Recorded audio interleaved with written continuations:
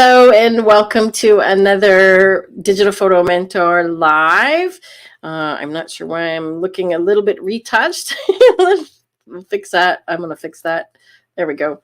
Welcome to Digital Photo Mentor. We are doing doors and windows this week, as you can see on the screen here.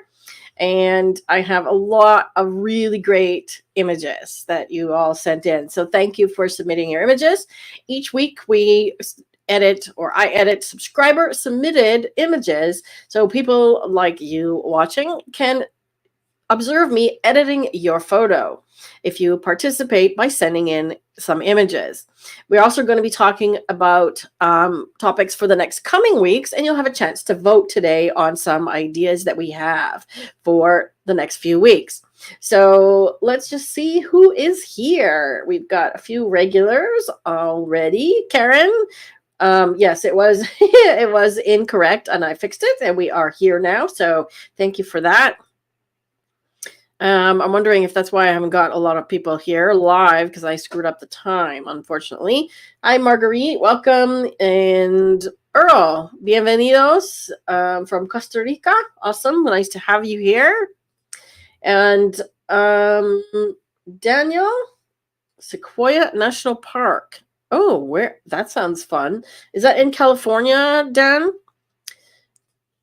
Welcome. Is that the first time you are joining us? If you are joining me for the first time in this live stream, please put a number 1 in the chat now so I know who is here for the first time. Serge, bienvenue. I can speak a little French as well. Not as well as my Spanish, but bienvenue, welcome from France. Whereabouts in France? So we've got a couple of new people. Glad to have you here. How did you find out about us, Daniel and Serge? Let me know in the chat how you found this video. So what we're going to do is I'm going to hop over to Lightroom and Luminar. Those are my primary photo editing software. I do also sometimes use Photoshop when the need arises. Last week we actually did one for Blue Hour where I extended the canvas because when I corrected the verticals, it cropped off the top too much, so we extended the verticals and extended the canvas and made the image bigger using Photoshop. So Rob, if you could please share the live stream on our Facebook page right now, and also I shared it in the group, but it may have showed that it was coming up in 2 hours, so let everybody know that we are live now. Found me from my Luminar videos. Awesome. Well, I'm glad to have you here. And for those of you who are new, Rob is my husband. He is literally in his office in the basement, and he is handling things in the chat. So you may see him posting some links if I mention articles or other videos that reference what we're doing today. Well, thank you so much, Daniel. That's nice to hear. Okay, so I am going to hop over to Lightroom and let's get started. Okay, so I've got lots of lovely door and window images. And what I do, just for reference again of the new people, I tag them with colors in Lightroom so I know which software to edit them with. And let me just see. We don't have, I'm looking to see if anybody's here. Okay, so we've got Earl here. So I'm going to start with your images, Earl. You sent quite a few, which are great. And I've got a few tips for photography as we go along as well. So I'm guessing these images are from Costa Rica, which is great. I mean, this is why I love Latin America so much. Me encanta su cultura en Costa Rica porque todas las cosas están muy colorosos. So everything is very colorful. So I love this door because of the colors. So we can work on something with that. You sent this one as well. This one I like for the simplicity of it and the mirroring. I wish we had this filling in here, but we can see about filling that in Photoshop today. That's something maybe we could try. And this one I love as well for the grunginess of it. So one tip I'll give you on this one, Earl, is if you're doing this kind of like street photography and make sure that your shutter speed, I don't know if you can see this here, but the shutter speed is 1/60th of a second. It's decent here in terms of keeping things sharp, but the camera, let me see what camera you used here. ESR. So I'm guessing that's full frame camera, correct? So if you're using full frame camera, you want to make sure that your shutter speed is 1 over the focal length, meaning 50 mil lens, 1 over 50 or faster, which you've done here, right? And the reason being is you want to make sure it's that so that it stays nice and sharp. And I can see that it is sharp. So all of that is great. My only suggestion would be, if you open the aperture a little bit, because you've got this beautiful 51.8, so it's a nifty 50 lens, and you've got lots more room to open the aperture. And when you're photographing something that's flat like this, you don't need a lot of depth of field. So you could have gone to even f2 on this one and had a much lower ISO and faster shutter speed, and you wouldn't get the grain. Right now, in this case, the grain is not a big deal because we can work with that and actually even add some film grain type of look. All right. Rob, I've already got a couple of things for you to share with everybody. Oh, hey, Brandon. Haven't seen you in a while. Nice to see you from Calgary. Mickey, no worries. I had time late on that, so thanks for coming. Rob, if you could please share the article about I think it's shutter speed and making sure that your images are sharp. Getting sharper images, that's the one. Getting sharper images, right? Because this has come up a few times today in some of the images that that got submitted for this week. So I want to talk about that. So these settings are great, but if you used a smaller aperture number, a smaller f number, which means the aperture is bigger opening, right? Then you could lower the ISO, right? So other than that, let's dig in here. So Earl said he's using Lightroom, so I'm going to start here, right? So let's hop over to the develop module, right? Now I did a quick edit at the end of last week's session, and for our regular viewers, I'm going to go a little bit faster today because I want to go through a few more images, okay? So if you are new here and I'm going too fast for you, just let me know in the chat and I can cover anything that I went over too fast. I can explain again for you. But these are kind of the steps that I use every single time, okay? So in Lightroom, the first thing that I usually do is change the camera profile.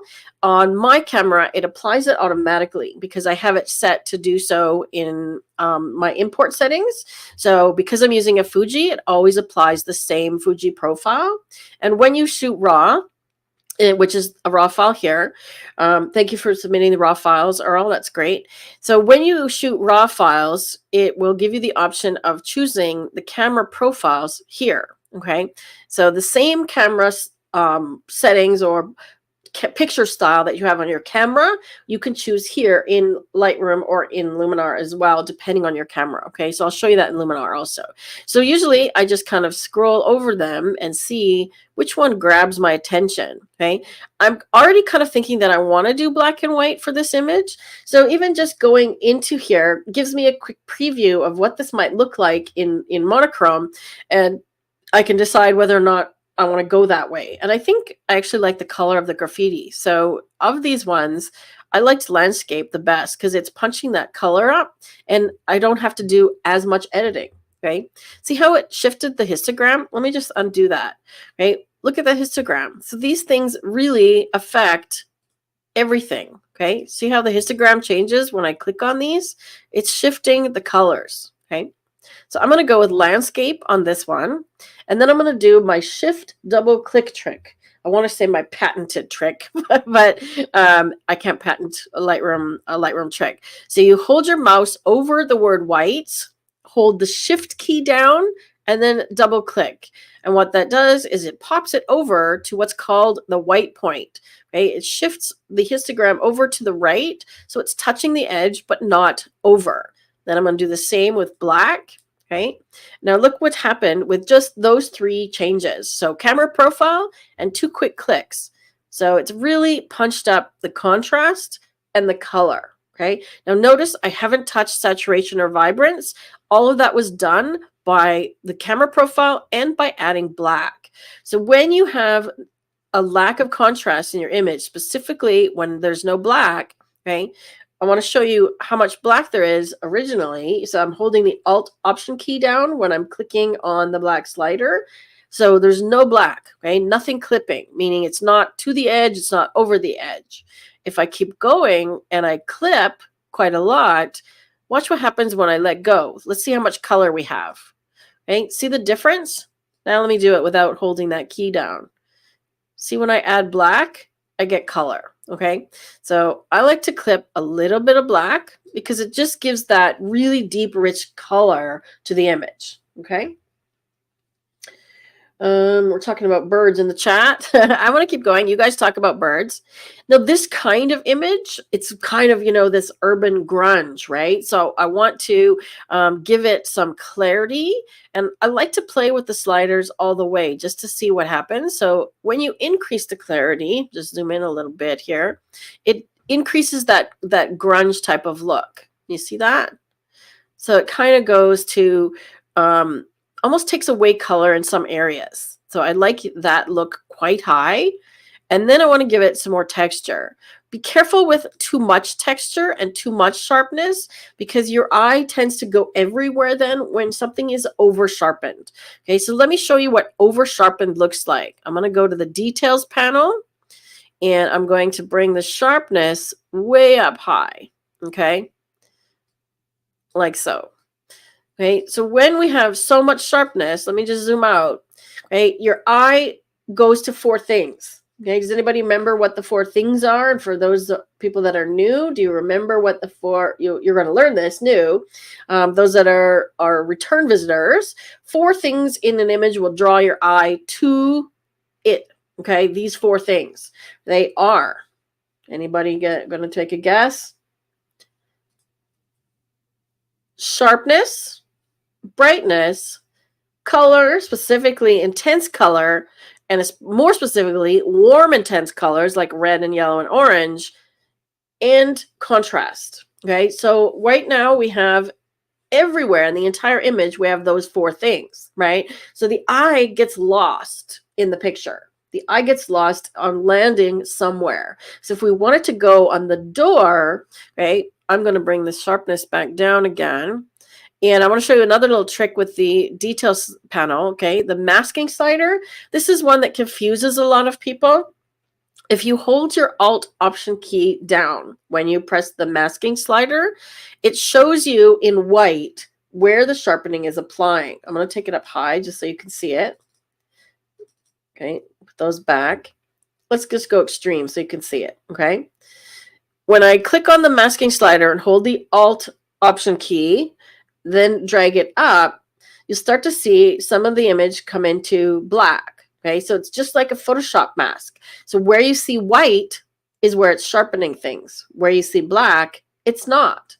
Okay, so if I put these back to default, so this works really great when you have an image that has a lot of sky or people's skin. Okay, so it keeps it on the areas that are outlines, okay, as opposed to the whole image. So I might bring the sharpening up on this one, but keep it just to those outlines, okay? Let me go back here and put these back to default. I'm just double clicking. So I like the clarity. I like what's happening there, but I'm only going to go to about 60. And I'm going to give it maybe 10 or 15 texture, okay? Now I want to check that the door is straight. So I'm going to do that with the cropping tool. So R is the keyboard shortcut to get into crop. Why it's R, I don't know. But if you want a copy, especially for those newcomers, if you want a copy of the Lightroom keyboard shortcuts cheat sheet. I always have a tongue twister on that one. Lightroom keyboard shortcuts cheat sheet. Okay, I got to say that fast 5 times. Rob, if you could please put that into the chat, please. Okay, so I want to just go into crop and I'm going to click auto. And if there's any tilt, it's just going to correct it. I'm not entirely sure that that's actually straight. So I'm going to reset that and I'm going to go approach this a different way. I'm going to go to transform, okay, and I'm going to click auto. So I still have the crop tool opened, but I'm clicking auto. And what it's going to do is apply any tilts and vertical perspective control. I'm still not happy with that. Let's try vertical. It's doing some weird things, okay? What I want is I want the lines of the door to be perfectly straight, and I'm not getting what I'm looking for. So I'm going to go with guided, and let me show you how to use this one. So with guided, this is under transform. You click on something that is vertical like this, and then the second time, now you get, after one click, you get this little thing here, okay? So now I can adjust this point so that it's straight along the line of this side of the door. Okay, now nothing happened yet, right? Because I've only set one thing. Once I set the other side, okay, so I'm going to click here, click here, and hold it. Now I've got a second line, so I have to click and hold, and I'm going to set it along the edge of the door. Let me do along the edge of this one here, the inside. I can always adjust this point a little bit. See how it now corrected that? Okay. And if I want to do the bottom as well and the top, I can do those two also. Okay. So now I can correct that one. And let's go with the bottom here. Okay. So now it is perfectly square. And I don't have to worry about it. So I just have to click escape to get out of that and apply it. And now if I want to crop it at all, it's perfectly straight, right? So if I look at it, you can see the lines of the door this way and this way are exactly straight, okay? And I didn't use the crop tool, I used transform. Okay, so that's a great tool, right? I usually try auto and vertical first. And if those don't work, especially when you have something that's perfectly square, like a doorway, assuming that they constructed it square, use the guided and draw the lines. Okay, you don't have to do the horizontal line, but if you want things straight that way, you can do that as well. Okay, so now see how the difference. Okay, we brought the bottom of the door, which looks smaller, we brought it up to match. Now I'm going to add a little edge vignette, and I'm going to use a preset, one of my Lightroom presets. This is from my set of presets. I'm going to use medium, okay, and see what it does. When I apply it, all it does is changes the slider in the effects panel, okay? So I apply a soft edge vignette to darken the corners, okay? Because remember, the areas of brightness attract your attention, and I want the attention to go more to the door, not to the edges, okay? Now that I've done that, I might brighten the whole image just a little bit, okay? Like so. As for the color, I haven't done anything with the color. If we want it to be more grungy, we could give it more yellow, right? Or a bit more green, or we could just get funky and go into curves and play with the color. I'll show you that in a moment, okay? Let's see. I want to give the door itself more texture and grunge, because remember, I didn't want to do overall too much, right? I'm going to dial this clarity down actually to 50. So I'm going to go into masking. So everything we've done so far is a global edit, meaning applying to the whole image. Now I'm going to mask or do a local adjustment. I'm going to choose subject and see what Lightroom thinks is the subject. Okay, so it looks like it got the door and part of this edge here. So it's not bad, but I just need to subtract this wall. So I'm going to use subtract. And what I'm doing now is selecting a different masking method. Okay, and I'm going to use linear gradient because it's a straight line. And I can literally just draw it like that and come into the edge. Okay. So now you can see I've got just the door selected. I haven't applied any edits yet. Now I can go do clarity to the max if I want and give that door some real crunch. Texture. And I think I want to brighten the shadows a little bit, like so. There we go. And I could even give it more white to brighten it also. Now, you can't get the clipping warnings. You can't use the Alt Option key in here. So I've turned on the clipping warnings with the J key. And now you can see the blue and the red. So I don't want to clip the white, but I just want to punch it a little bit. Okay, there we go. So let's see what this mask is doing. I'm going to rename it Door. Okay. See how that's punching up the door? And if I want to do opposite, I can click the little 3 dots there. I can duplicate this mask and invert it, meaning it's now the opposite. Okay, so now I can do everything I want to the outer edge. So let's say I want to bring this clarity down a little bit and I want to darken it even more. Okay, maybe bring the highlights down. I feel like the whites are a little bit purpley, so I might even give it a little bit of green. Like so. Okay, now let's see what the masks are doing. Before and after. See how that's shifting from the wall to the door, right? And it's very subtle. You wouldn't know that I had done that, right? Like so. Okay, now if we want to get even more grungy, we could actually go back and change the camera profile to something artistic. One of these all come with Lightroom, okay? These ones down here. So there's artistic, modern, and vintage. There's lots of other camera profiles that you can get, download or buy for Lightroom. You can even install what's called a LUT or a lookup table as a camera profile in here, right?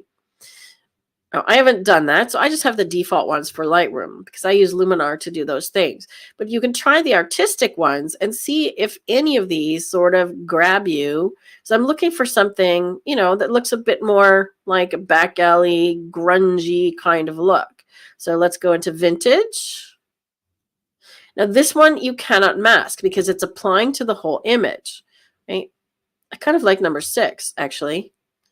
Right? It makes it a little bit more matte. Well, that one makes it look really kind of seedy. So I like number 6 or number 7. So let's try number 6. And on this amount slider that you get now, if you're not using a camera profile, you can dial in how much you want, including take it higher. So let's see what that does. Okay, so if we go with number 7, I can actually just apply it more minimally, maybe only to 50. Right? So that gives us a different kind of look. Looks more, like I said, back alley. Once I've done all of these things, I can come back here and do a shift double click again and see if it changes anything. Okay, notice that it did. Okay, it gave us a lot more black. It's trying to get more black because we did a matte look, and it gave us a lot more white. Okay, so it brightened the image back up again. So that's that editing dance that I talk about a lot, is do some edits and then come back and revisit the first ones you did because you may need to dance a little bit more, okay? I feel like I want a stronger edge vignette now, okay? So I can just come back in here and dial it down darker, or I can go to another preset that I have. Let's go really dark. There we go. My trick with placing a vignette in Lightroom is to dial the feather down to 0. And then you could see where it is, what shape it is, how big it is, right? And then you can dial the feather back up. If you want a vignette that is off-centered, the only way to do that in Lightroom is to use a radial filter, okay? So instead of using the mask here, because you can't mask a vignette here in Lightroom, go apply a radial mask. So I think that one is done, to be honest. Now, if we're happy with that kind of edit, you can always save it as a Lightroom preset, right? Keep in mind that some of the things you may not want to save. So let's save this as Street Grunge, number 1 or something, okay? So I'm going to save it under my user presets, my own presets, and then you get to choose which things you want to apply. So I'm going to do check all, and then I'm going to uncheck some of these things, okay? So I don't want to apply the masking because in a preset, it's going to apply to a different image differently. So I need to do the masking independently, right? I'm also going to turn off transform. I don't want to do the corrections that we did to the door, but I want everything else, okay? So now I'm just going to give it a name. Let's call it Street Grunge number 1, okay? And I put it here in my user presets. And I go alphabetical, so there it is, okay? I've got a lot of presets in here, so I should have put it somewhere else. But there it is, okay? Street Grunge, #1, okay? Now let's see what happens if we go to another image in this set and apply that preset. Let's take a look. Actually, let's look at Linda's image. Okay, so she's got something that's similar. And remember I talked about the shutter speed and making sure that you have a fast enough shutter speed. So this is the opposite situation. Here, Linda used a low ISO of 100. And on this lens, and let's see what camera she's using. Okay, so Canon Rebel. So this is not a full frame camera, right? So that means that when she's using a 75 mil lens, it's more like 100-ish, okay, because the crop factor. Rob, there's another article for you to share, please. Crop sensor camera, what is it all about? I can't remember the name of the article, but I'm sure you can find it. So when you're using this lens on a crop sensor camera, you need your shutter speed to be at least 1/100. She's kind of at that minimum there, 1/125.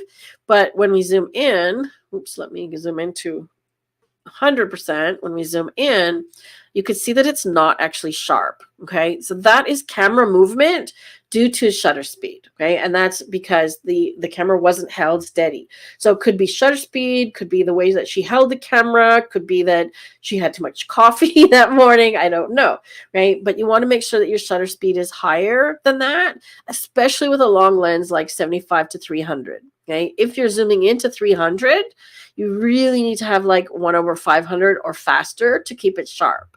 So in this case, I would have used a higher ISO. Okay, so 200 or 400 just to give you a little bit more shutter speed. Okay? But once we're in here, let's go to develop and let's just click on that preset that I just saved.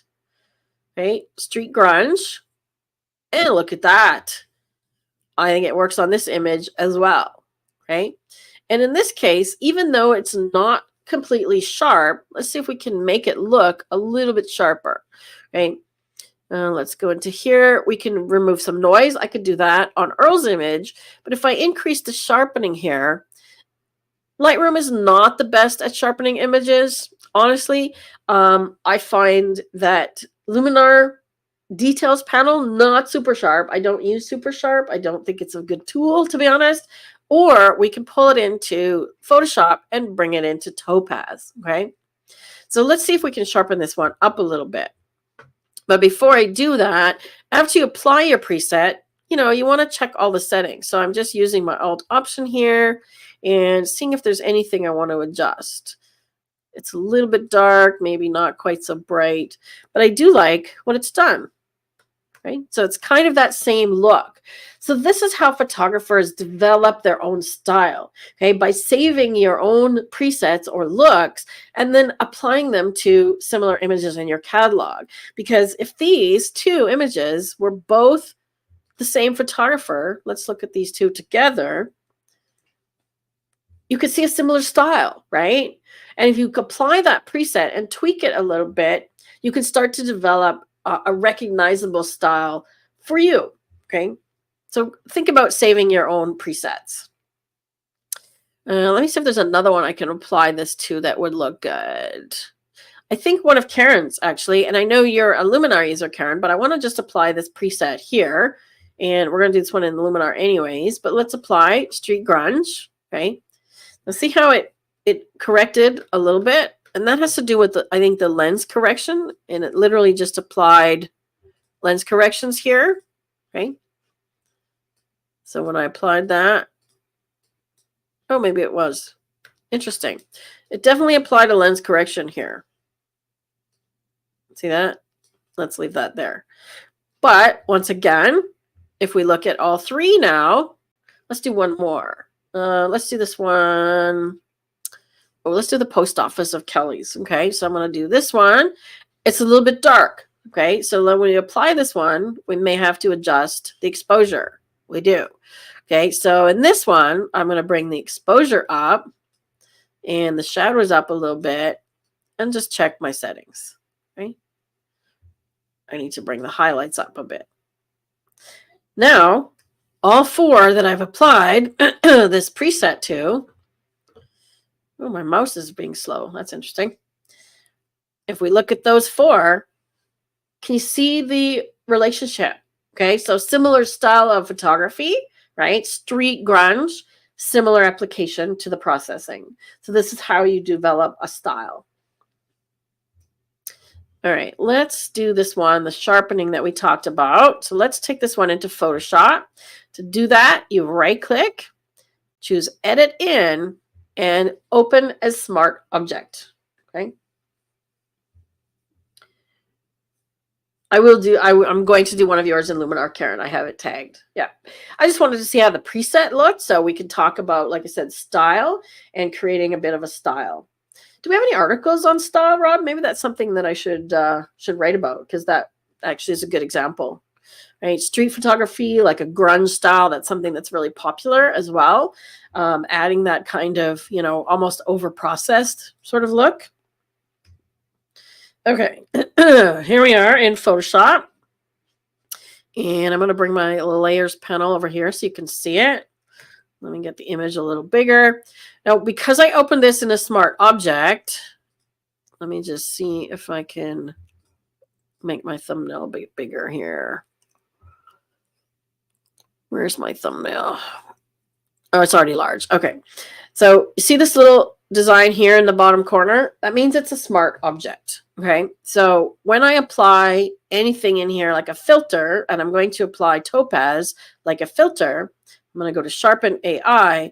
It applies it to this layer as a smart filter, meaning that if I decide later that I want to change the settings in topaz, I can get right back here.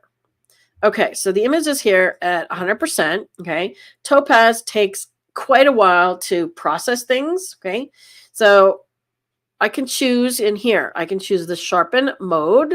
Okay, this is fairly new, so I can say, okay, it's out of focus, there was motion blur, or it was too soft. So I think there's motion blur, but it's not noisy, right? Because she had a low ISO. So I'm going to try motion blur. You can see that it's thinking down here at the bottom, and then it's loading. I just spilled my coffee on myself. Right? Let's see if that one looks any better. Okay, there's the original. Okay, there definitely is picking up some sharpness, right? Let's see if out of focus is better. So I'm going to try all 3 modes. I'm going to try motion blur, out of focus, and then too soft. Okay, so now this is out of focus. So far, I think motion blur was better. Now we're going to try too soft. And then once we're done with choosing the mode, I can choose the other settings. See, that was not bad either. But I think, and it should pop in immediately because I've already done it. Okay, so now it doesn't have to think about it. Yeah, so motion blur is the best. Okay, now I've got it already dialed up as far as possible, or let's go 100 here. You can also turn these little toggles on to do an auto. Okay, we can also mask it. Okay, if I only want to sharpen part of the image, but this one, it's blurry all over, so I want to sharpen the whole thing. Okay, we could add grain here, but I'm not going to add grain here. If I'm going to add grain, I would probably do that either in Luminar or back in Lightroom. Okay, so I'm happy with that sharpening level, so I'm just going to apply it. Now, as I said, it takes quite a while. You can see it's going to take about a minute or so. It's going fairly quickly, but Topaz is a fairly labor-intensive software. It does take a while to apply. Okay, so the bigger your image and the more processing you do with it, the longer that it takes. So people sort of complain a lot about Luminar taking forever, but it has to do with the level of processing that you ask the software to do. It also has to do with the speed and the profile of your software and your hardware. Okay, so your computer, how fast your processor is, how much RAM you have, all of those things. Okay, so I have 64 gigs of RAM, which really helps with speed, right, on a MacBook Pro. Okay, so now it's applied here as a filter, right, a smart filter. So when I save this and come back to Lightroom, I can get back here and change those settings if I want. right? If I want to do any Luminar edits from here, right, I can take it from here to Luminar as well. So I can go apply Skylum, Luminar Neo as a filter, and it's going to go on top of that topaz filter. Okay, so you can see it added it there on the layer real quick, and now I'm in Luminar, and I can do whatever I want here. Okay, so I'm just going to make a couple edits just to show you how these smart filters and things work. Right. So let's go. I'm going to do dramatic. Okay, because I want less color here, but not black and white. And dramatic, I know, works really well to do those kinds of things. Okay, so let's take that up. So dramatic, see how it's getting it almost a black and white look, but really kind of stark. Okay. And maybe I will do, let's see, let's do a lot. Okay. So as I mentioned, we can apply a lookup table or a style. And I said I usually do that with Lightroom or Luminar or Photoshop. And I do that. I prefer it actually in Luminar because now I've put a whole bunch in here and you could preview them all. So Aged, I've got a bunch of these LUTs and I can just hover over and see which one looks good. Ooh, that's kind of cool. Crunchy tritone. Dirty brown. Dreamy. Ooh, faded. Ooh, hipster fade. Well, I like that one. So see how it's giving a matte look? Okay. And the higher I take it, the more of that effect I get. Right? We can adjust the contrast if we want. But I like that kind of look. Okay. So I'm just going to go with this and then click apply. So it will bring us back to Photoshop. And this is my workflow. If I'm working on something, my base is Lightroom. And if I want to sharpen, like this one was a little bit unsharp, I take it to Photoshop as a smart object. Okay. Now you can see right here, Luminar Neo and Topaz have both been applied as filters. Okay. Now I'm going to save. Remember, save, not save as. So when you've come to Photoshop from Lightroom, always just do save. Don't do save as. Okay. Yeah, sorry about that, Kelly. I had the wrong time on the thing. I think this is your image, isn't it? No, I did look at one of your images. Okay, so save and then close. Because if you do save as, it's going to make another copy. Okay, so there's our copy back in Lightroom. Oh, this is Linda's, pardon me. I do have yours, Kelly. Okay, so there's the original, and I'm going to, let's see, I'm going to make a virtual copy of this one because I want to show you the full before and after. So virtual copy is Command or Control apostrophe. And on this one, I'm going to reset all the settings, everything, so we can truly see the before and after. So let's put these in order. Let me just move this. And this one over here. Okay, so now, so there's the original. There's the Lightroom edit by applying that preset. And then this is after sharpening and Luminar Neo. Okay, so we sharpened in Topaz.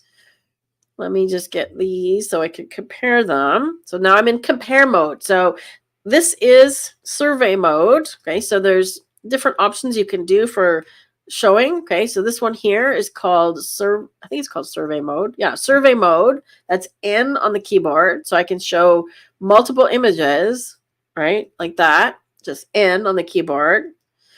And compare mode allows me to compare to side by side and zoom in on them.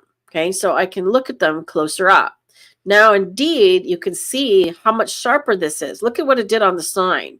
Okay, so that Topaz did a great job sharpening this up.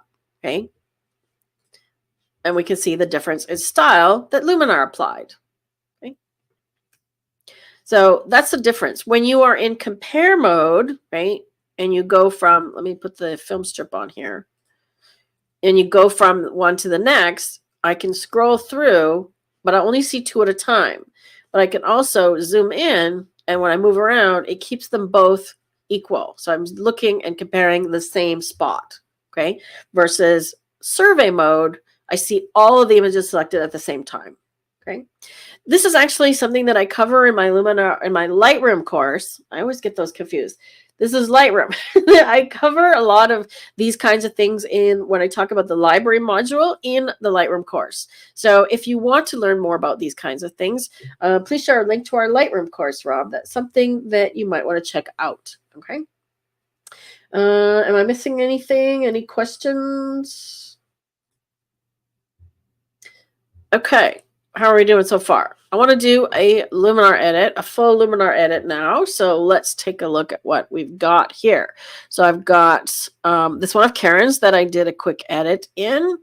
And, oh, Kelly, I did just a preset on this one.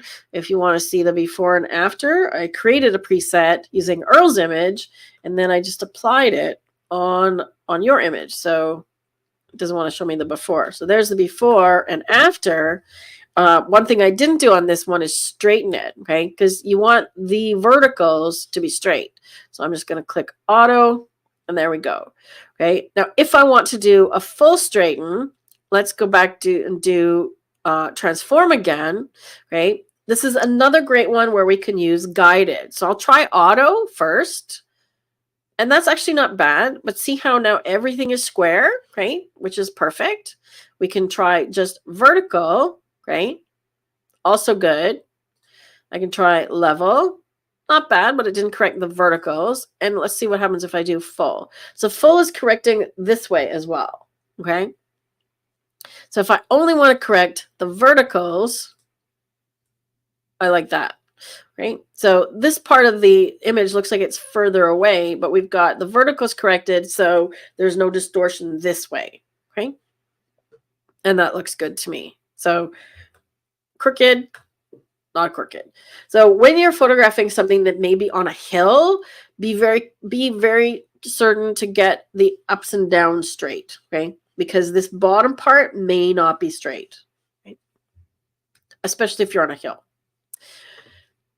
Okay, let's go to Luminar. And is Robert here? Let me look at who's here. Is Robert here? Deb, Karen, Nikki, Brandon. I don't see Robert. Oh, Gail, welcome. Another newcomer. Welcome, Gail, from Chicago. Love your city. We visited Chicago many years ago when we traveled our RV trip. Love your city. Okay, so let's go to Luminar, and Karen's got quite a few really fun images here. So I'm going to go over to Luminar and get into my folder. Where's my folder of doors? There we go. Okay, so Karen's, let's make these a little bigger. And which ones are Karen's? I've forgotten now. She's sent me like 6 images. Okay. 2 grungy ones and then 4 that are sort of prettier, right? So this one, again, I talked about this earlier, Karen. I think maybe you just popped in. But I want to bring this one up again on Lightroom because I can show this information. So when you are photographing, you need to make sure that your shutter speed is faster than your focal length of your lens. So in this case, you're using a really wide lens. So you've got lots of latitude. You could literally try 1/20th of a second, but at 1/8, see what happens? We're blurry. Okay, we got blurry again. Okay, so like the other one, the shutter speed was a little slow and it's blurry. And I know that you're at 6400 ISO already, but the thing you could do here is open the aperture. Okay, so you've got wide opened, meaning at this numbers. Does everybody understand what these numbers mean? Okay, so this is the focal length, 18 to 400. She was at 18 for this one, so wide view, okay, angle of view. And these numbers are the maximum aperture, meaning that when you're at 18, you can open that lens to 3.5. So a much bigger aperture than f8. Okay, so you could have opened this to even f4, which is 2 stops more, and then had a faster shutter speed, okay, to keep it sharper. So be really conscious of all the choices you make when you're shooting. Okay, what mode did you use here? Aperture priority. Okay, so when you're in aperture priority and you're in low light, automatically open up your lens. Rob, if you could please share a link to photographing in low light, tips for photographing in low light, right? So this one looks like it was in the shade. So let me take this one in. So we sharpened using Topaz. Let's see if we can get this one sharper in Luminar. But let's do some basic edits first, okay?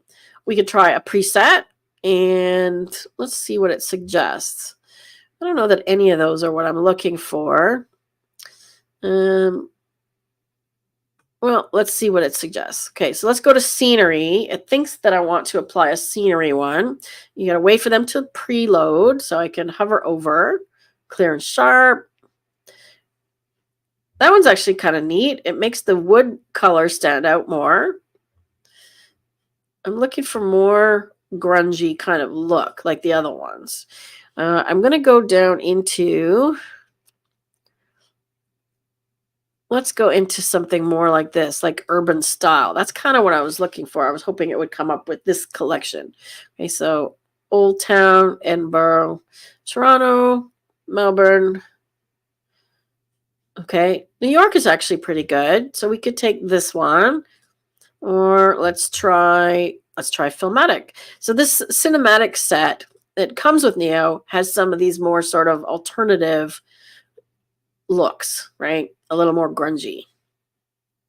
No, these aren't doing it for me either.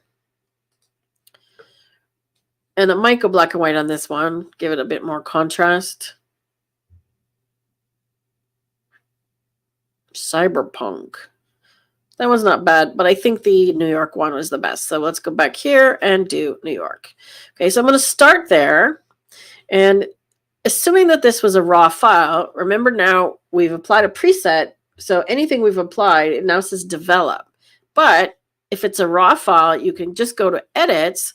All the stuff that came in with the preset is here, and you could still get to develop raw at the bottom. Okay, so there's a little trick for you. So we can even come in here and change the camera profile to give it more punch here, right? I'm just going to go with camera standard, but I definitely want to give it more punch. I also need to see my histogram. So I turned that off the other day for a different reason. Okay, so I want, it applied a curve. Interesting. Okay, so the preset applied a curve. Now it's pushed this one up, meaning it's giving me a matte look. So when you bring the side of the curve up like that, it's giving you a matte kind of look. So I'm going to actually make a steeper curve. So an S curve, when you make it look like an S, oops. Well, we could do something that's interesting. I did that by accident. But when you have a steeper curve, yeah, I want less points. There we go. When you have a steeper curve that looks like this, it adds contrast, okay? When you have a flatter curve that looks like an inverted S, it flattens the curve, flattens the image, okay? So more contrast, steeper S, right? But did you see what I did where I kind of made that accident where I clicked one and I did something weird? You could do weird things on your histogram and your curve by just making extra weird points. But look what happens. I mean, we can actually make something kind of bizarre, right? It's kind of interesting. Or we could play with the colors on here, right? So I want a lot more contrast and a lot more blacks. Oops. To get rid of a point, just double click it. So I'm going to bring my exposure down, which is midtones, remember? So exposure down. And I can't do shift double click on here. That's a Lightroom thing. So I'm just turning the clipping warnings on with the J key. So I see that that's clipping a little bit, but I definitely want more black. Okay, so I'm clipping this in. So when I bring the edge of the curve in, I'm adding black. Okay, so I'm adding lots of contrast here. Okay. Now, if I want more contrast in this middle area, because this part of the curve is actually flat, I can do kind of a mini curve inside a curve. See, look what's happening there. So I can create a curve inside a curve. Neat, right? Okay, so there's our before and after. We're definitely grunging it up. I prefer that. We can also adjust the color in here. And I may still decide to go black and white, but let's give it a bit more warmth. Okay. So there's some yellow. Something like that. In here, we can make sure that we don't have chromatic aberration. Right? This is the only place you'll see this.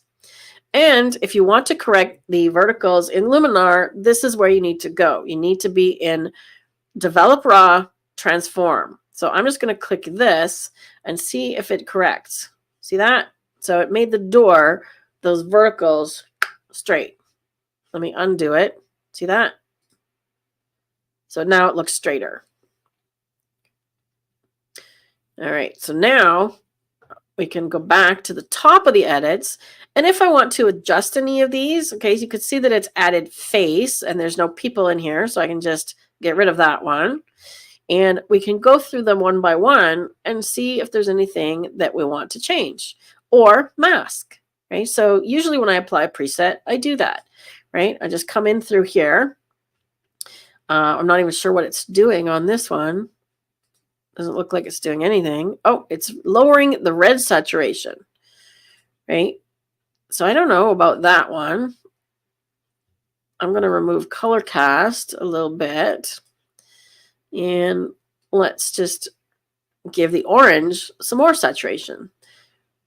I'm going to take the blue out. See, there's a little bit of blue in there. I'm going to take the blue out. So we've just got this orange color. Right? Not sure if color harmony is doing anything. Oh, it's adding some blue as well. So I'm not sure I want to do that. It's adding some contrast. Aha. Okay, so color contrast is a great one. I'm darkening the orange now, darkening the door. Okay, so play with color contrast inside color harmony. And details. Okay, so it's already applied some details. This is where you'll find sharpen. Right? Let's zoom in to see this sharpness issue. Okay, so if I just do sharpen, you're going to actually sharpen the grain. Okay, so you can see all the noise in the image because of the high ISO. Okay, so I don't usually want to bring the sharpen up too high. Remember the masking slider I showed you in Lightroom? This one is the same. Okay, so the higher the masking slider, the more it stays to just the outlines of things. But I want to bring small details up. Okay, see what that does? I like the small details better than super sharp. You see how it sharpened the line here? Okay, let me just undo it. Like so. Okay. I can go and do a noise reduction on this as well, right? But the small details does a great job on sharpening things. Okay, now I'm just kind of double checking. I'm not crazy what that one does, so I'm just going to remove it. And high key, that one's not doing anything either. We could see what it does. It's kind of applying more of a that dramatic look again, so that's not bad. Now it has applied a lot under the mood tool. Okay, it's applied one called New York. I might switch it and go to one called Sepia, which is one of my favorites. Okay, so it's in the creative ones that come with Luminar. There's your sepia. If you go all the way, it becomes black and white. But if we only bring it part way, we're just going to get sort of more of the sepia tone in these areas. We could also mask it, right? Let's go more color or more contrast. I like that.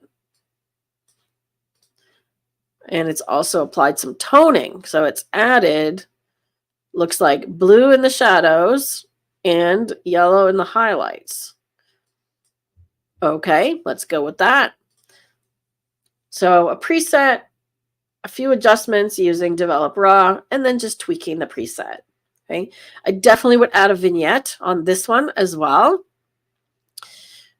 So let's just drag this one down. And this is the difference with Luminar. We have the ability of choosing the subject so we can place it off center.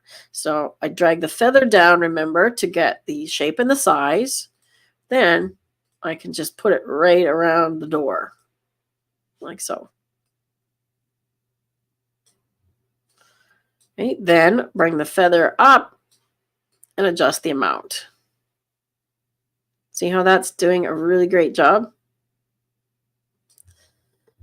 I might adjust this positioning as well because I want to darken this bottom of the floor a bit more too. So I'm just going to bring it up like that. Okay, see how that's doing that? Now the door really, really stands out. Look at that.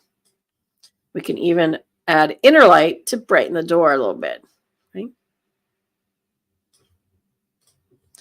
So there's our before and after. Okay, now I'm going to go to, I want to try this super sharp. Okay, I'm not a fan of it, but sometimes I'll try it just to see what, does it do a good job? Okay, I'm at 100%. And let's try, it gives us the option of motion blur or universal. I'm going to try motion because it's that shutter speed issue. So motion blur is always a shutter speed issue.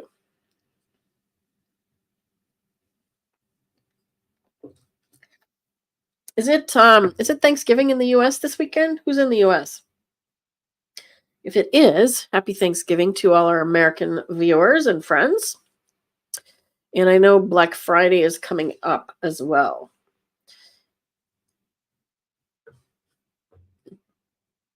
Is everybody awake in the chat? Let's bring up the topic of did you already do the poll, Rob? Let's do the poll while I'm waiting for this. This is the other thing, is super sharp ends up taking forever. So I usually end up canceling out of it. Oh, there we go. Let's do the poll on what topics we want to talk about next week. So we've got some ideas for you. We have 4 possible topics. So people, water, so anything with water, lakes, oceans, rivers, and so on. Still life. So still life, let me just explain that. Still life is anything that is a non-living object. Okay. So still life could be a vase of flowers on your dining room table. It could be a ball. It could be fruit. It could be books, an old typewriter. Okay. So anything that is still, not breathing, nothing with a face. Okay. So still life. And then the last one is famous locations or things. So famous locations would be like Grand Canyon, the Taj Mahal, the London Bridge, and so on. Okay. So do we have that poll ready to give them, Rob? Okay, so the poll is up. And thanks for that, Karen. So Thanksgiving is next weekend. Okay, cool. Hi, Todd. Welcome. Is it your first time here? I think you've been with us before, right, Todd? So please answer the poll on the screen now. I'm going to come back to Luminar. So in this case, sharpening actually did a really good job. My only thing with this tool is that you really can't control it. There's no sliders. There's no nothing. You just have low, medium, or high, right? So if I want to apply it overall, that's it. So I can apply it or not.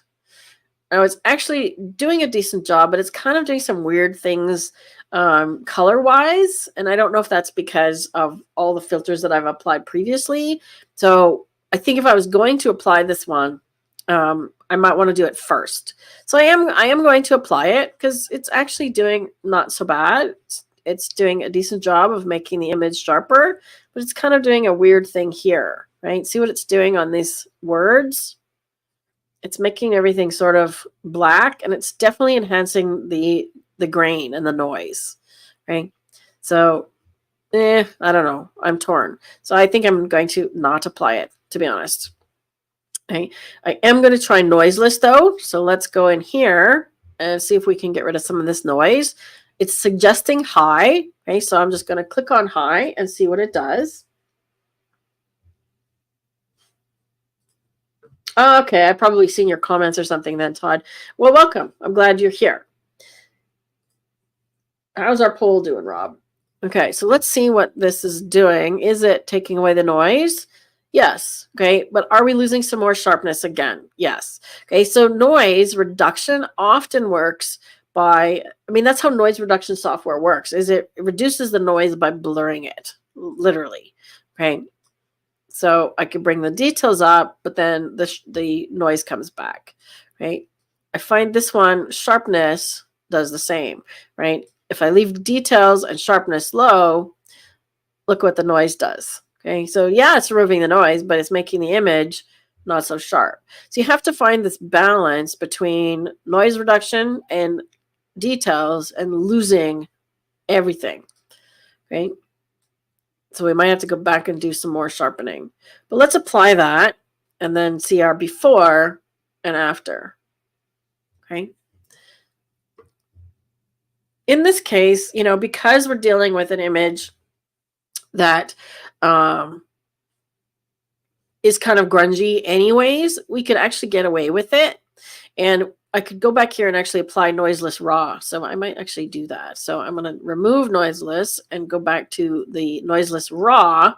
And let's do the same thing. So I'm going to do high again. Let's see if we can do a better job by applying it first. Okay. So develop and noiseless are always there at the bottom of your edits, even if you apply presets or anything else first. Okay. Wow, that looks actually really good. So look at how much noise it's removed. Okay. But we want to make sure that I keep some of the sharpness because we don't have a lot of sharpness to begin with. Okay. So I'm just checking to make sure it's removing the noise and not affecting the sharpness too much. Now let's come all the way back to the top. Once all the other things catch up and it applies all the tools, including super sharp and details that we applied, and it just takes a minute to catch up. Oh, no, I didn't apply super sharp. There we go. So details, let's see. Before, after. Okay. So like I said, it's this dance that you have to do some edits and then check it and do some more. Trying to get rid of lens distortion here because there's like some barrel distortion. It's not catching up. There we go. Okay, so see how it's got catch up. See how it's kind of rounded. That's what I was noticing is that this column here wasn't straight. Okay, so that's auto distortion correction. So when you're using a wide lens like that, it will tend to curve the edges. Okay, so I'm come back to develop raw again to fix the distortion correction. Okay, now it should apply everything. There we go. So before, we've got crookedness, we've got perspective distortion, we've got lens distortion, we got lack of sharpness, and we kind of fixed lots of those things. So the only thing that I could do here is apply some film grain if we want to give it even more noise. Okay, so instead of getting rid of the noise, we can actually just embrace it and add some grain. Okay, so images like this, I find, you know, work well for graininess because it's that sort of rough looking image that we want anyways.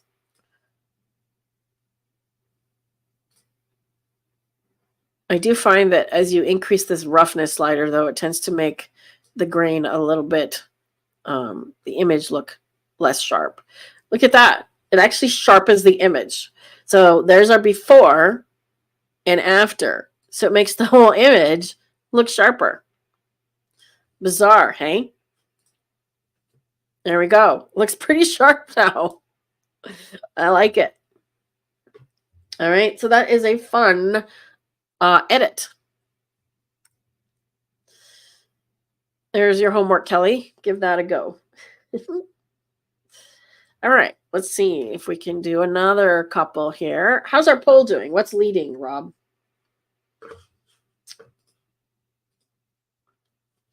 Well, I did go back and do that, Nancy, so it did make a difference. Yeah, so applying it on the raw file is the way to go. So definitely apply it first. Or if you made a mistake like I did, you can always find it at the bottom. Sorry about that, Danelle. Yeah, for some reason I had scheduled it at the wrong time, and that was my mistake. So I know a few people missed the start time. Okay, we need a few more votes. People and water are tied. Okay, so we need to break that tie. If you haven't already voted in the poll, please do so. We got 21 people watching and only 16 votes. So we need a few more votes to break this tie. Tell us which subjects you want next week. We can do both of those, right? But which one do you want to do first? People and water. And I think I've got lots of water images, but I would need to get some people pictures. Okay, let's do another Lightroom one. And we didn't have a lot of Lightroom ones submitted. We got another one or that was Karen's image, sorry. I've got one of Kelly's here, another one. So we could do this one. Actually, let's do this one and see about comparing it with this one. Okay, so I see similarities in these in that, again, they're both doors and they've got lots of color. So I want to enhance the color. So I'm going to work on Kelly's. And then instead of making a preset, notice I've got both of them selected here in the thumbnails. Okay, so if I'm looking in the library module, both thumbnails are selected. Right, but Kelly's is the one that's highlighted. So when I go to develop, I now see a sync button. Okay, and I can turn on auto sync as well. So if I click this here, okay, now it auto syncs, meaning it's going to sync everything that I do with this image to the other one. Okay, now I don't necessarily want to do that, okay, because it'll do it at the same time. Okay, I'm going to do sync when I'm ready and choose which things to sync, just like I did with the saving the preset. Okay, so we're going to do a faster version of editing. Let's go to camera profile. This one I am going to work on one of the camera ones, and standard looks pretty good. Oh, landscape. Landscape looks nice. So I'm going to go with landscape. And overall, the image looks a little bit blue to me because I think this is concrete and this should be a little bit more neutral. So I'm going to zoom in. Oops, not that much. Let's zoom into 50%. So the carpet does look blue, but this railing should be neutral, right? Should be black. So I'm going to use the eyedropper and click on the black railing and see what color I get. Okay, so it did corrected it. It looks like it made it more purple. Definitely made it more purple. I'm not sure that's the right thing, but let's try the ground. So I'm going to try clicking on the concrete. Okay, that's warmer. I like that better. Right. Remember I said if you're photographing something on a hill, you want to always make sure your verticals are straight. So I'm going to do the vertical correction under transform again. I'm going to make sure lens corrections are on. Okay, so profile corrections. Profile corrections fixes that lens distortion. And in this case, I don't like what it's doing. Okay, so I'm going to turn distortion down to 0 because I want to leave it. It's a slightly longer medium-ish lens, and it's correcting for that, but I don't want it to. Okay, so I want it to correct the chromatic aberration and the vignetting, but not the distortion. So I just dialed that off. Okay. Next, I'm going to go to transform, and let's try these again. So I'm going to try auto. Okay, so it looks like it increased the top size. I don't want to lose too much of the top of the image, though. Let's just try level. Okay, so I want to make sure it's straight up and down. So I'm just clicking and then undoing. Okay, so vertical, we lose the bottom and we lose the top. So I'm not sure that I want to do that. Mind you, it's nice and straight, isn't it? It simplifies the image a lot and everything is nice and straight. So yeah, let's go with that. Okay, then I'm just going to do a crop. And just to check that it's vertical, I'm hitting auto and it didn't do anything. So it's absolutely corrected. Okay, so now I'm going to do my shift, double click. And, notice it took whites down. So it's seeing these lights inside and it's trying to darken them. So it's seeing them as white and highlights. Okay, so I'm going to override it and say, no, I do want to brighten it a little bit. I'm going to check the blacks. Lift the shadows a little bit. And maybe darken overall. Now I feel like the image is a little too pink. So I'm just going to dial a little bit of magenta out. And maybe even too yellow. Okay, so here's our before and after. So nice and straight. Okay. And what if we want to get rid of all of these things on the door, right? There's a smoking sign. It looks like it's actually not sharp on the outside of the house. So this is something you want to be really careful of, Kelly, when you're photographing. Make sure that where you focus. So the focus here, okay, you're at f4.5, so very shallow depth of field. Your focus is inside the house, right? I would have focused on the front door, okay? Because everything outside, oh, that's bizarre. No, your focus is here. Interesting. So how is that even possible? How is that even possible that the inside is sharp and the front step is sharp and the middle is not? That is bizarre. Maybe some camera movement. Okay, looks like maybe some camera movement there for some reason. So it looks like the outside is sharp on this side, but not on this side. Yeah, can you see the doorbell is not sharp and the door frame is not sharp, but it sure looks sharp inside. Look at that light, sharp. And then this front steps, not so sharp. Yeah, definitely it's focused inside, I think. So definitely watch where you focus. But if we want to get rid of all of these, okay, what can we do? If we don't like all these signs on here, I think we can definitely use the spot removal tool, okay? Use the content aware. And I'm just going to get a smaller brush and I'm going to do one at a time. So I'm just going to paint over the sign and see if it removes it. Right, now it did not. Right, I can try refresh. That's better. Didn't get all of it. So maybe I just didn't paint well enough. So I'm going to get a smaller brush and paint better. There we go. Make sure I get the corners. I think I missed the corners. Okay, so let's try that again. Okay, so it's not getting it, but I can choose where I come from in terms of if I want to select where it's choosing from. So I can choose Command. So I press Command, okay, on the keyboard, and then just draw a square. So I'm going to draw a square, meaning it's going to pull from that area and put it down there. Still not doing it. Interesting.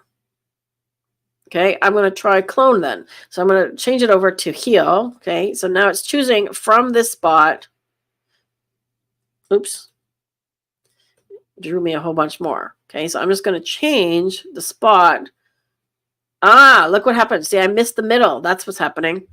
I missed the middle. Let me draw again. So I drew around the outside and I missed the inside. Look at that. That's why it wasn't filling it in. Let's try that again. All right, one more refresh. I'll try drawing the box again. So I screw up stuff too. There we go. Okay, that's better. That's better. It's duplicating this little leaf here, but I can work with that. Okay, so now I'm just going to do the next two. Make sure I get the edge. Make sure I get the inside because I missed the spot last time. Get the whole thing. See what it does. I'm going to draw from up here again. Okay. It's not great, but it's better. Okay, so I would keep going if I want to remove all the signs, because when you zoom out, you see it looks pretty good, right? And the whole no smoking sign and everything. Okay. All right, now I'm going to give it a bit more clarity. On street scenes, you can go higher than with people. This one I might even go as high as 50. Give it a little bit more texture. Remember, these are global edits, okay? And let's go apply that vignette again. So this is my medium vignette preset. So before and after, we're getting somewhere. So that's a pretty sort of normal edit. We've got a good histogram. It's ranging nicely across the tones. And remember, we still got the other one selected. So now I can choose sync and what kinds of things do I want to apply. Notice it's already got healing turned off. Okay. I'm going to turn off crop as well, but I'm going to turn transform on. Okay, so anything that I did in the transform to correct any verticals is going to apply here as well. Okay, so I'm going to synchronize with Earl's image. Now let's go look at that one. Okay, so it applied that same distortion correction under transform. Right, it applied vertical. If I don't want that one applied, I can just turn it off because it is, for me, that one's cropping too much of the image. Okay. I am going to level so it's straight. Let's try auto on this one. So there it's straight. And this one I'm going to crop a little bit off aspect ratio here. So I'm going to come in on the left. Oops, I just have to unlock this. There we go. So I'm going to come in on the left because there's a whole bunch of white that we don't need. Okay. And if I want to do a gentle correction of verticals, I can just use the slider. Right. So I want to make sure I constrain the crop. So I want to crop in and correct just a little bit, but not as much as the program was doing. Okay. Now I'm going to come back to cropping and come in a little bit to get rid of that white edge. So I talk a lot about cropping, why to crop, how much to crop. We did a 2-hour live on that topic alone. If you could share the link to that, Rob, as well. Please, for cropping, I talked about things on the edges of the image and getting rid of things that are distracting, right? Also, looking at corners and stuff. So if I'm going to come in to the light, I want to make sure I don't leave a little tiny white spot in the corner. Okay. So if anything, I'm going to crop it like that.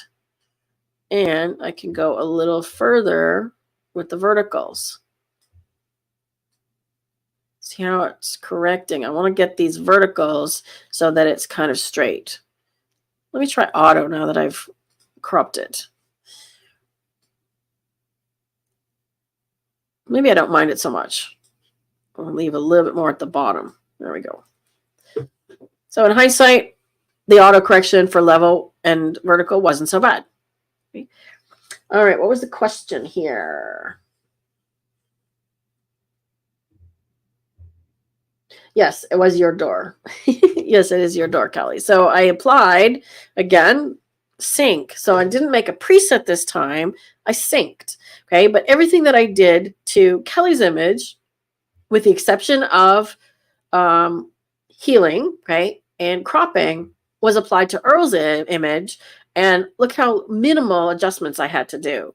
Okay, so let's go back to Earl's and look at the before. So there's the before. See how flat it is and the colors are not so punchy? And after. Okay. Now I can go in here and change the camera profile because one thing, this is a PNG.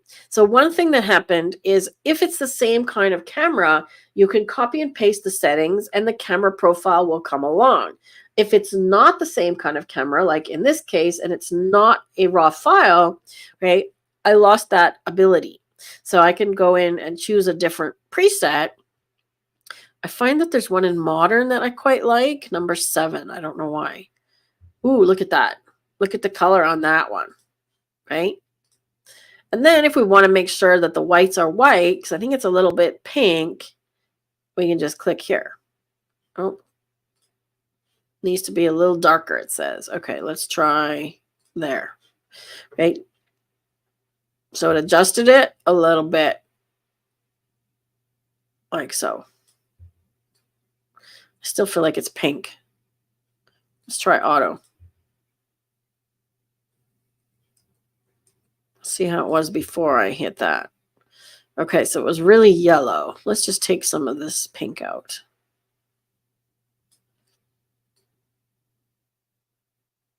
That's better, I think. So I'm using my eyeballs. Now what I see is this tiny little bit of brick at the bottom. Okay, so remember to check your edges. So I'm going to go back into crop and just come in that tiny little bit. Oops, let's unlock it. Just come in a tiny little bit from the bottom to handle that. Okay, and I'm just at the edge here to get rid of that white. And I'm checking straightness as well.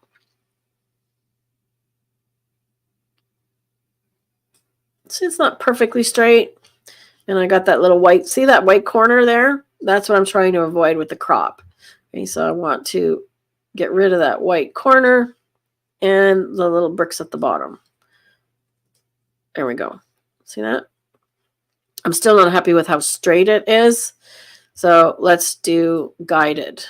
Okay, so guided, once again, click on the edge here, hold it down, draw the line on the edge. I want to get it as straight as possible. And then I'm going to do it on the red one here. Okay, now we have nice verticals. Okay, and if I want to do straight across this way, I can as well. So just find all the square bits. Now that I've done that, I've got this white part back here.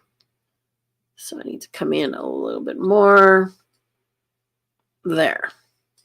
Got the bricks again, but now if I've got more of the bricks, it looks okay. So just that little strip at the bottom, it was bugging me. It was bugging me. Now I'm just evening up. See how I want this white to be the same width as that white. So it's even again. Okay. So now it's nice and straight, and it's more of sort of a thin, nice thin image. You don't have to use the original aspect ratio. Okay. Let's see.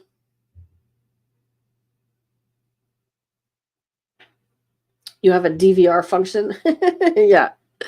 All right. So that worked well on both of those images, again, because the original subject is similar, right? A door, we applied the transformation and lots of color. Okay. If they were shot with the same camera, then the camera profile would also apply. Okay. I think let's do one more Luminar edit for today. And this is actually one I want to show. Now, the person that submit this one uses On One, I believe, and I don't use On One, so I'm going to use Lightroom, or we could use Luminar, either way. Let's see, where is it? I'm just checking her note here. No, not David. Yes, Sheila Green. Okay, so Sheila, I'm not sure if she's here, but she submit this image, and I wanted to share this one because I know where this was taken. And I've been to this spot twice. This is actually a place in Cusco, Peru. And she's called it Machu Picchu window, but it's actually, I don't think this is Machu Picchu. Because if I look, I know it's exactly the same window as I photographed. And let me just add this to the quick collection because I made a quick collection earlier with my images. This one that I took in 2007 looks pretty similar, right? Unfortunately, there was a little construction thing in there. This one, I focused in the middle. See that? So this middle one is sharp. And then I took this in 2019, and I didn't get the alignment quite right because I didn't want to get this white bit at the top. But on this one, I focused on the outer bricks, okay? Looks pretty similar, right? Can you see that? So if we look at same window, okay?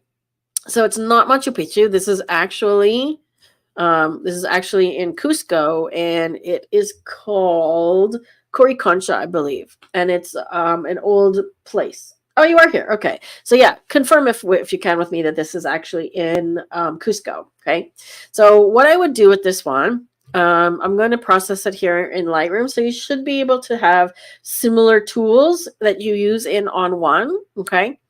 Let's give this a go. Okay. So I would do a camera profile first. So this is a raw file from Canon. Okay. So camera profile, and I usually like neutral. Let's go with neutral. I don't want really yellow because I know these walls are not that yellow. It's the lighting that's in there, I think. Okay, because the walls are not that orange. They're more of this color. Okay. So then I want to do a white balance adjustment. So I'm going to try auto first, and it takes out a lot of that yellow, but I think it's going too far. Okay. So I can just dial it back a little bit. And I think it's too magenta. Right. Now, if I do the shift double click trick on white, it's going to pick up this area here. Okay. So it's going to lower it. So it's fooling the auto because it's picking up the whole image. Okay, but I'm going to override it and let that part go white. I'm not worried about it. And then I'm going to do shift double click on the blacks. And if you don't have that option in on one, turn on your clipping warnings. Right, so you do want to clip a little bit of black and not so much white or none. Okay, and the reason that I'm not worried about clipping the white is because the sky is not important. Okay? I don't need detail there. And ideally, if you had photographed it just a little bit higher, like I did in the first time I photographed it, you can get rid of that wall, right? So even I've got the same thing here, right? So you're seeing over the top of the wall, a little bit higher camera angle, and you wouldn't see that, okay? I'm going to add a little bit of clarity and a little bit of texture, but I don't want so much happening on that background. I still feel like it's magenta. Something like that.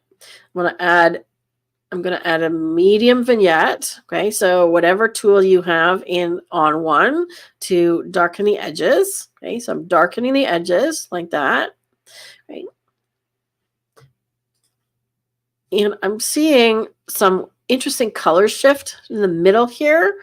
It's also not as sharp as it could be. So when we look at the exposure, again, it's the same situation as we talked about earlier. So that's why I really want to focus on that getting sharper images. We actually have a full webinar on that as well. If you want to share that, Rob, too, please, getting sharper images. And that's available as a course on our website, because the main issue here is photographing indoors when there's low light at f9 means that your aperture is small and your shutter speed has to be slower. Okay, so at a 50th of a second on this lens, you could have gotten that sharp with hand holding, your 2000 ISO, but simply opening up the lens to f4 or f5.6 even, you would have been able to get a faster shutter speed. Okay, so the shutter speed there is what's causing the sharpness issue. It's also adding some grain. Okay, so I'm going to check lens corrections. Right, so Canon, it applied that lens profile. Okay, so see what it's doing. It's fixing that distortion. Okay, so in this case, that's a good thing. So it doesn't look rounded. Okay.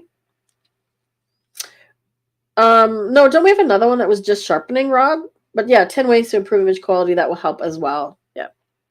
I thought we had one on just sharpening. Maybe it's a video here on YouTube. Check that too. Right. I'm just seeing this purple in here. So I'm going to go back into lens corrections because I want to see if I can get rid of this fringe. Right, so I'm going to click on here and try and get this purple color. Okay, so I'm saying that that's a fringe. No, it's not picking it up. I was hoping that it would. Ah, there it did. Okay, so I'm going to remove this purple fringe. Okay, so see what that's doing?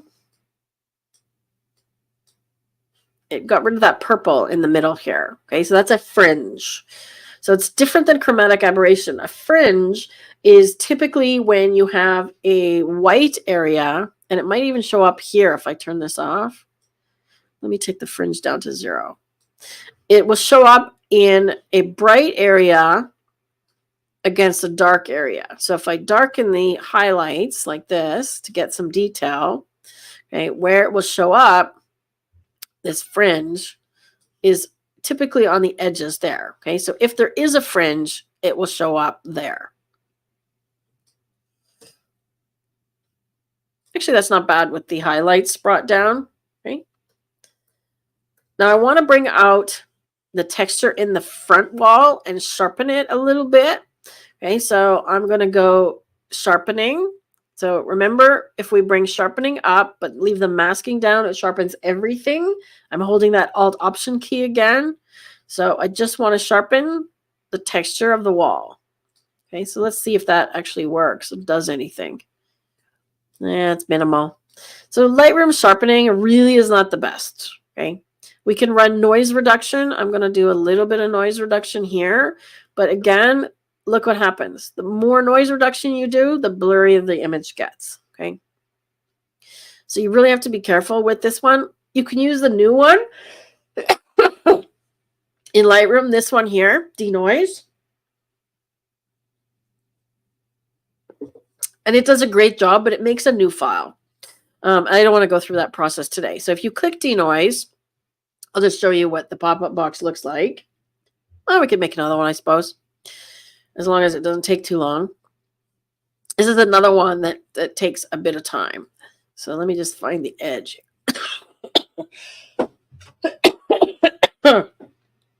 I think I'm going to have to go. I'm starting to cough. See how the more denoise, the blurrier the whole thing gets. So let's go somewhere there.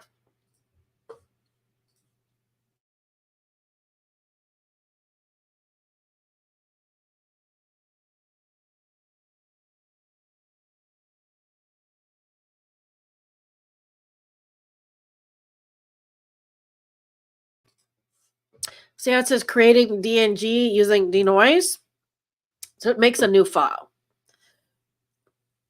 I think it applies.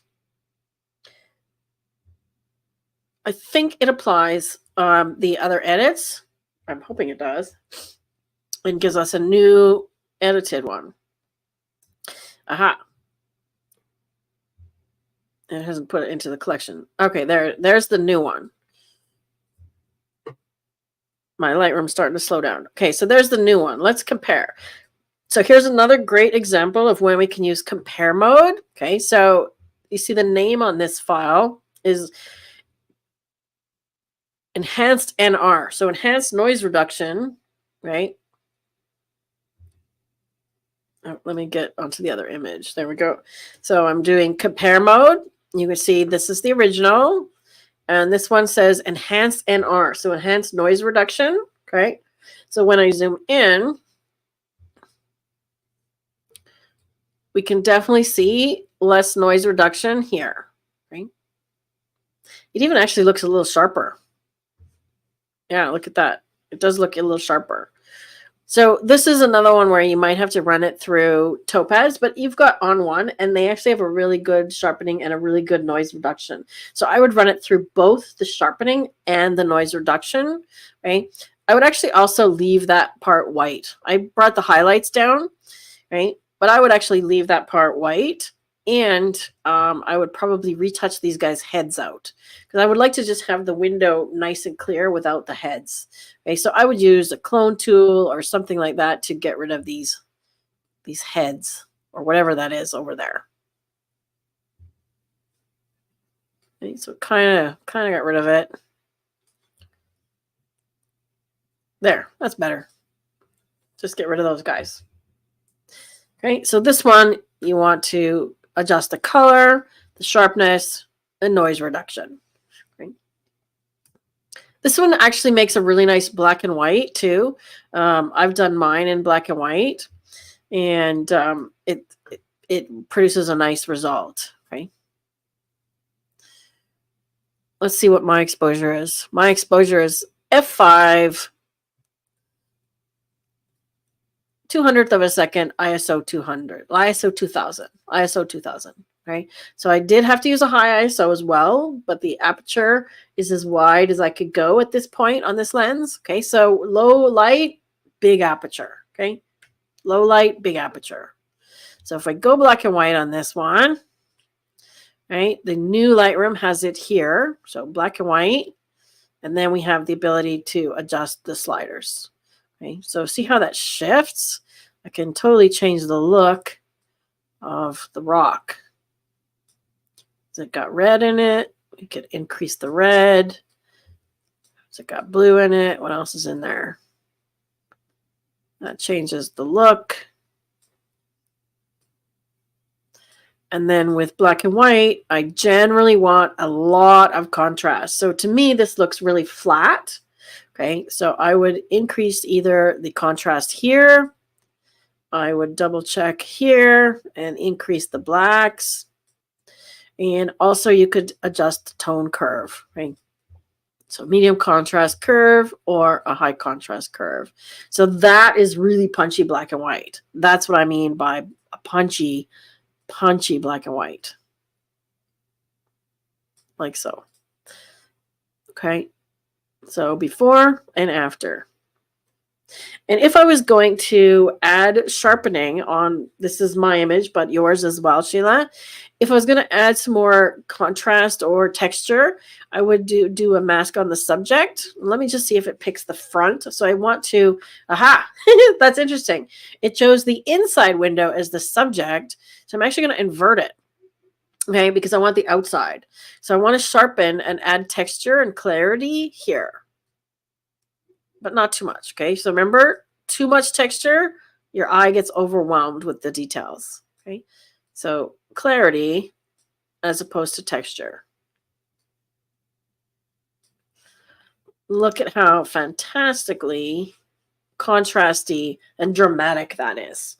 Okay, so there's the original of my image. Very flat, kind of boring. The window itself is the most interesting part, right? Let's try something else. I don't know if I'll be able to do that in Lightroom, but I want to fill in this white part. So I'm just going to zoom in here, and I'm going to use the healing tool again, or the content aware fill, content aware spot removal, and see if it will fill it with some rocks. Kind of did, but not very good. I think I would do a better job of filling it if I took it to Photoshop.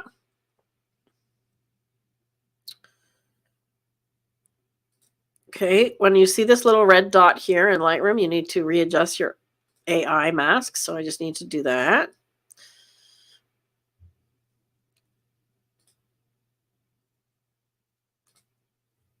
Why is it not redoing the mask? Come on. Yeah, I'm not happy with this spot removal, so I'm going to try again. Let's just see if I do this part first. Okay, so if I do this part, let's see if it'll fill it in with black for me. Not the greatest. Let me see if I draw. Let's see if I draw a square over here. Now we're getting somewhere. Okay, let me draw a square like that. That's not bad. Okay, so let me do a next section here. It's not perfect, and I think I could do a much better job in Photoshop. But I'm just kind of doing a really quick and dirty fill in the gaps here. Right? Just to show you an idea of what you can do.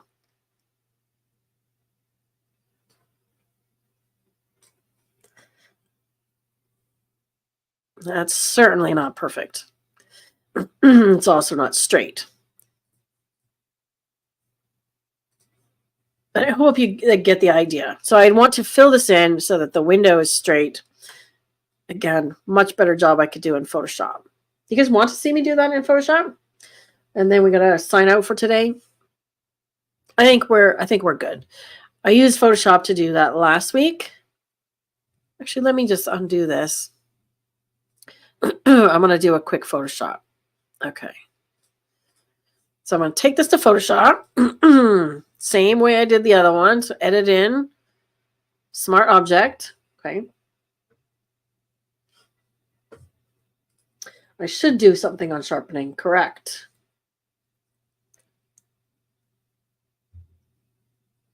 See you next week, Danelle.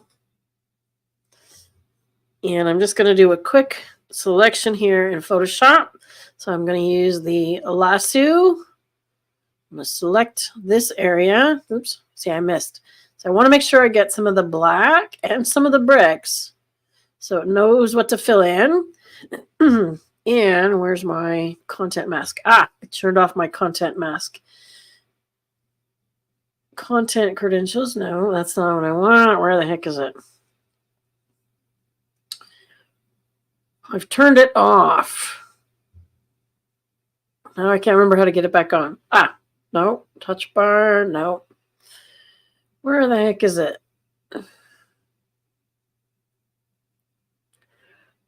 Come on, extensions, adjustments. It's the smart something or other. See, now I can't remember what it is.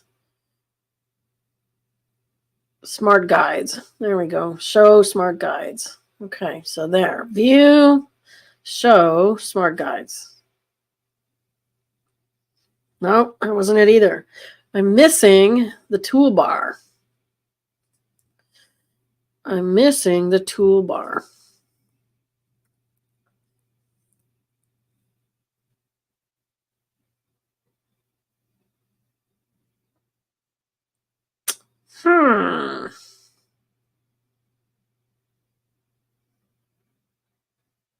Well, I'm going to change my workspace and then let's see if it shows up. I'm going to choose photography workspace. I got to leave this here and move all this business over here. I'm still missing my toolbar. Well, what the heck? Does anybody remember how to get it back? I'm missing my toolbar. I turned it off because I was using something else. This is the one for, there it is. Contextual taskbar. So it's not a toolbar. So now I have my thing selected. I'm just going to hit enter in here because I don't want to type a prompt. I just want it to fill using the AI. I could try content aware fill as well. Keep in mind when you use this tool, you are using the cloud. So I'm pulling stuff from the cloud. Okay. And there it did. Okay. So it's actually given me 3 versions. And if I want to see the 3 versions, oops, where are they?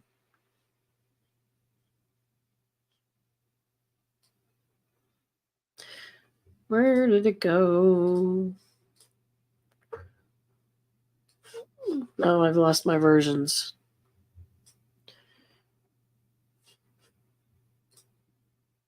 I've lost my versions. Oh, for heaven's sake.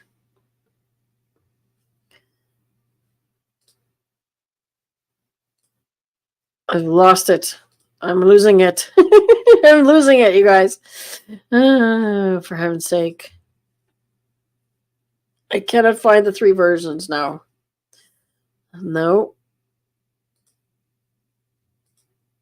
There it is. My properties tab, for heaven's sake. Okay, so there's our 3 versions. I can see if it's doing a better job. That one's not bad, actually, or that one. Okay, so I'm happy with that. I could fill in the middle here as well. Or while I'm here, I could just use a content aware fill and get rid of that thing, but I'm not too worried about it. So I'm just going to save it and close it.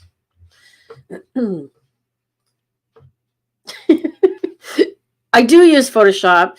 That was a generative AI tool, and I turned off the toolbar the other day, Karen. I hit it because it was in my road and it was annoying me, so I turned it off, and I couldn't figure out where to turn it back because I forgot what it was called. So it's the contextual taskbar. So it's not a tool, it's a taskbar. Yes. Thanks, Deb. Yes, I found it. But I didn't know the name of it. I knew it was contextual something or other. So yeah, it gets me too. So there's the filled version, right? And we could do the same thing with Sheila's. So what's the result of our poll, Rob? What was the summation or the winning poll for next week? Where are we?